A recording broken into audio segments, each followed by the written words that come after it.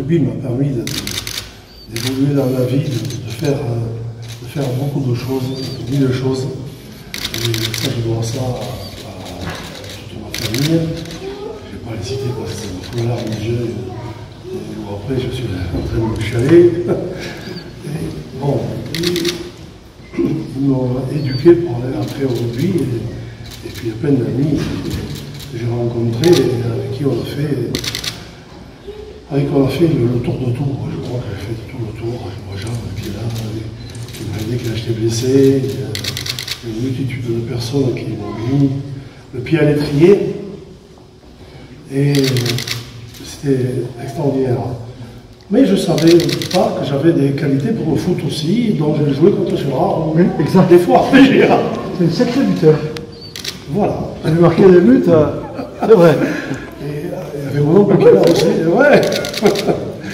Et donc, bon, ça fait plaisir, mais le rugby, vraiment, ça m'a fait rencontrer des personnes que j'aurais jamais rencontrées autrement. François Mitterrand, Jacques Chirac.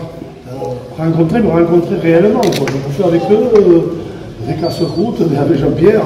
C'est quand même incroyable. Quoi. Bon, ça c'est fait.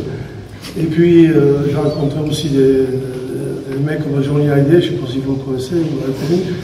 Moi j'ai eu la chance de le connaître à Saint-Tropez, on ne s'est plus lâché la canne, parce que c'était la folie.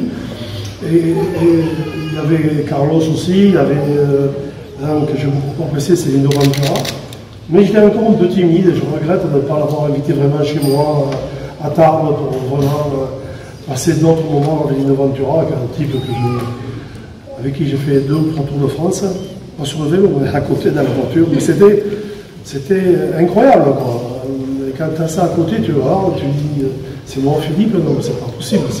C'est déjà incroyable qu'on a pu rencontrer grâce au rugby. Et puis le rugby, bon, voilà, on en parlait, vous savez comment c'est fait. Et je tiens à remercier aussi M. le maire, parce que le Stadeau, l'appellation Stadeau est revenue grâce à lui. Dans la salle du bar, on était, ça va tailler, mais le Stadeau est revenu grâce à lui. Et donc ça, je le remercie encore. Espérons qu'on pourra le faire perdurer un peu plus. Voilà, merci à tous qui ont plein de visages connus. Excusez-moi, je ne me rappelle plus des fois de votre prénom. Gérard. Gérard. Voilà. Donc, j'ai mis pour Gérard le premier de Tarbé. Le premier de Tarbé avec tout le monde. Voilà. Je t'en prie, merci beaucoup. Merci.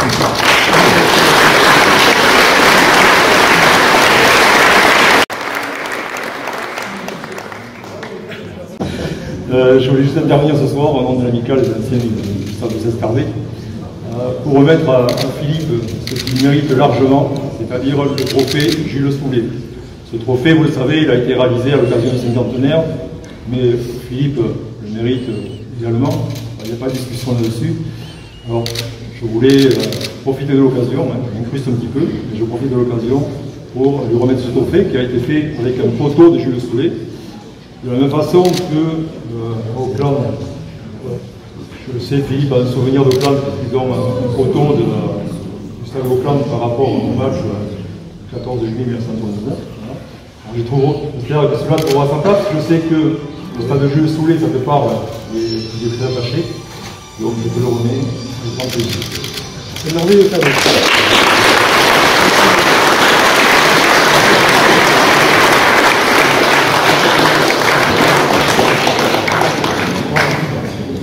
En disant bonsoir et un grand merci à tous d'être venus ce soir célébrer avec nous la parution du livre d'Intrance, une épopée de rugby, aux éditions Kern. La conception de ce livre a été très rugby. Une fois engagé, je ne pouvais plus reculer, et pour avancer, j'ai pu compter sur de nombreuses personnes. La rencontre avec Philippe était tellement authentique que je l'ai retranscrite dans ce livre. Ce que je peux dire, c'est que je le remercie de m'avoir fait confiance et de m'avoir soutenu dans mon projet. L'écriture est un exercice particulier.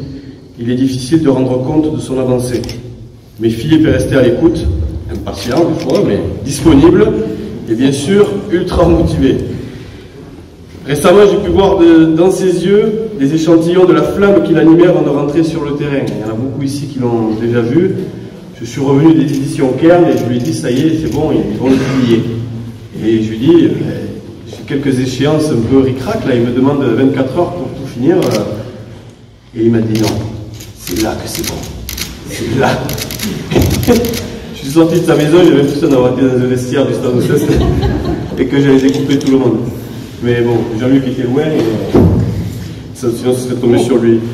Donc justement, je remercie les éditions Kern et Jean-Luc Kérébel. Ami Bigourdan, pour la première fois, vous pouvez applaudir une équipe béarnaise.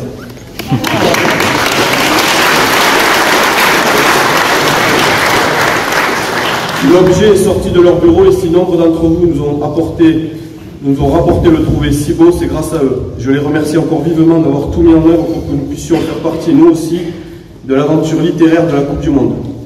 D'ailleurs, pour l'anecdote, après une superbe percée de Blanco, Philippe, en premier soutien, a marqué son premier essai en équipe de France contre l'Afrique du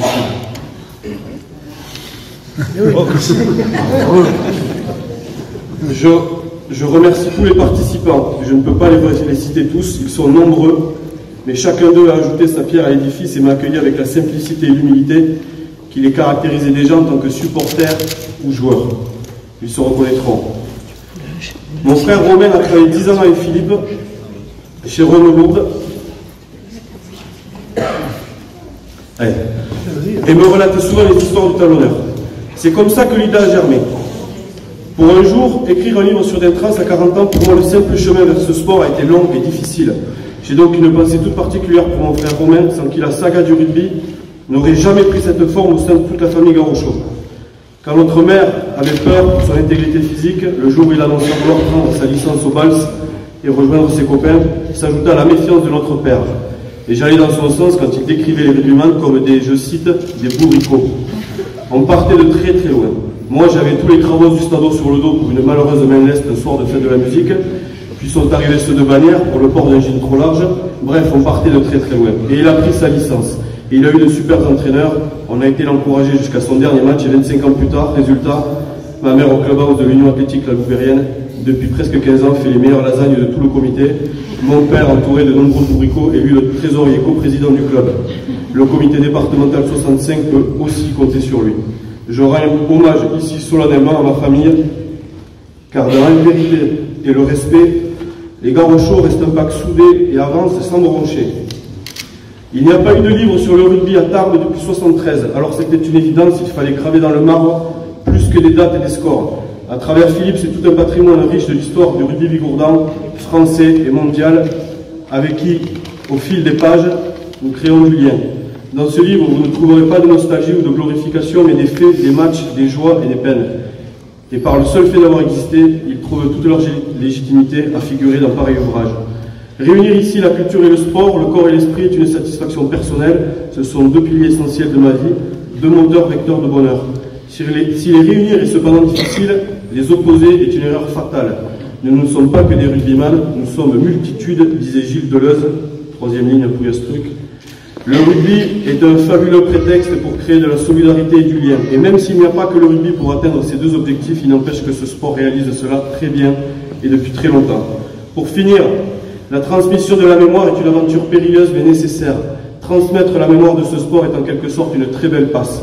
Et j'ai toujours eu une oreille attentive aux raconteurs d'histoires peuplant les clubhouse. Alors on peut parler de la passe classique qui se lance avec une fois on a joué etc. Et puis à la passe dans les chaussettes, celle où on regarde ses pieds quand on vous lance à mon époque. Mais la plus élégante selon moi, c'est la passe vissée quand quelqu'un lance sobrement mais avec application. Écoute-moi, je me rappelle de match.